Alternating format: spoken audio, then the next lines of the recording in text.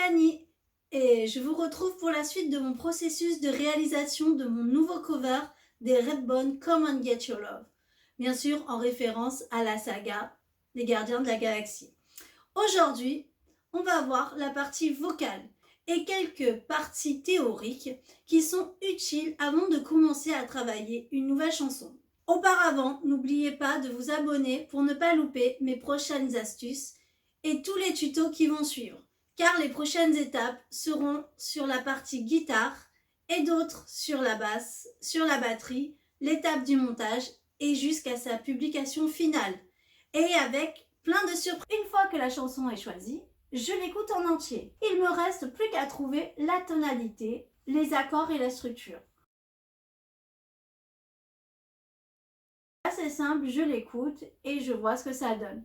Mais je vais vous épargner tout ce processus en passant directement à la suite. Il n'y a que 4 accords tout le long de la chanson. Petit intermède théorique. Pour la tonalité, on est en si mineur. Pour ceux qui connaissent si mineur, c'est le relatif de Ré majeur. Donc il y a 2 dièses à la clé. Mais hop, on en reste là pour la partie théorique. Vous allez dire, mais pourquoi c'est si important pour moi de savoir la tonalité? En fait, c'est très simple. Car avant d'aller plus loin, je travaille d'abord la partie du chant. Avec les paroles, mais aussi mon objectif, c'est de savoir si la tonalité correspond bien à ma propre voix. En gros, je cherche à savoir si je vais devoir changer la hauteur du morceau, donc ou la chanter plus grave ou plus aiguë.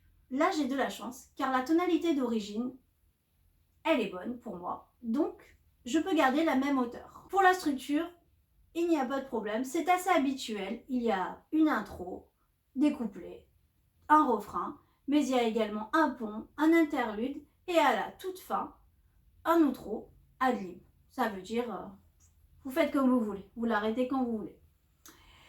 Si vous voulez, vous pouvez télécharger la structure du morceau général que j'ai mis en lien en PDF. Une fois tout ça identifié, je peux alors travailler la partie vocale. Avant de commencer à chanter et arriver à la vidéo finale, il y a différentes étapes à faire. Tout d'abord, je me mets toujours debout, bien droite, et je commence toujours par un échauffement vocal. Vous allez me dire, mais pourquoi? Tout simplement pour préparer ma voix et la chauffer un petit peu avant de chanter. C'est comme pour les sportifs qui font des étirements avant un entraînement ou avant une compétition.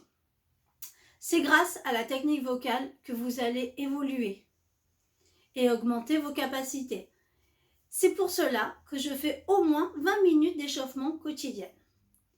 Donc je vais vous montrer 2 petits exercices qui sont pour moi importants et intéressants à travailler. C'est d'ailleurs pour ça que je vous les propose et qui sont surtout à faire en début de votre échauffement vocal.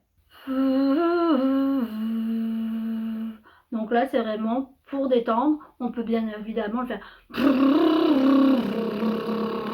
Ce sont des exercices qui vont vous aider à détendre vos lèvres et le larynx en douceur pour le début de la préparation de votre échauffement.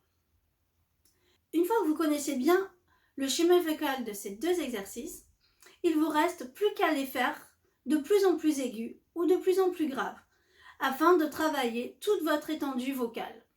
Bien sûr, il en existe plein d'autres.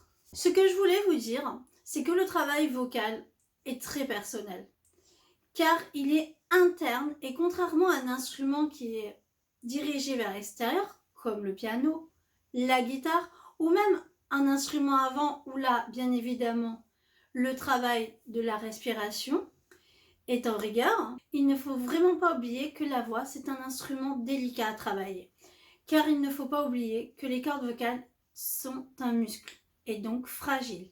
Et surtout qu'elle est liée tout le temps à nos émotions. C'est pour cela que je ne peux que vous conseiller de prendre un coach vocal qui pourra vous orienter et vous faire travailler sur différents échauffements vocaux.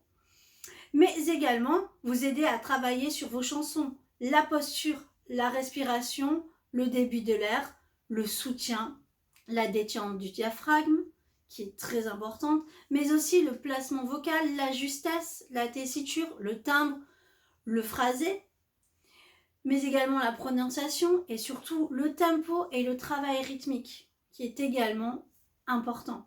Mais aussi avec plein d'autres conseils qui sont importants. Une fois toutes ces étapes passées en écoutant bien la chanson originale, que c'est à ce moment-là que je vais pouvoir interpréter la chanson. Là, je vais toujours vous montrer un petit extrait de quand je commence à le travailler. Je vais vous le faire a cappella. Je vais essayer de bien respecter les temps, d'être sur le tempo parce que j'ai bien écouté en amont donc le morceau. Voilà, ça c'est encore le début, mais au moins vous avez déjà un aperçu de ce que ça pourrait donner avec ma vidéo finale. Là, je vais regarder les paroles parce que je ne la connais pas encore par cœur. Hey, hey, what's the matter with you? Hey, hey, hey, hey, what's the matter with you, man and your son? And whoa, hey, hey, nothing's the matter with you, hey, baby, find it, come on and find it, there. We sit baby cause you're fine and you're mine and you look so divine. Come on, get your love. Come on, get your love. Come on, get your love. Come on, get your love. Là, comme vous pouvez le voir, j'étais quand même assez droite pour être vraiment concentrée sur ma voix pour travailler. Une fois que le chant est fait, il me reste à travailler la partie guitare pour pouvoir enfin me filmer la guitare et la voix ensemble, ainsi que toutes les autres parties que vous retrouverez sur mes prochaines vidéos. J'espère que mes conseils ont pu vous être utiles pour travailler le chant. J'espère vous retrouver sur ma prochaine vidéo où du coup là on va faire la guitare avec tous les tutos qui vont aller avec.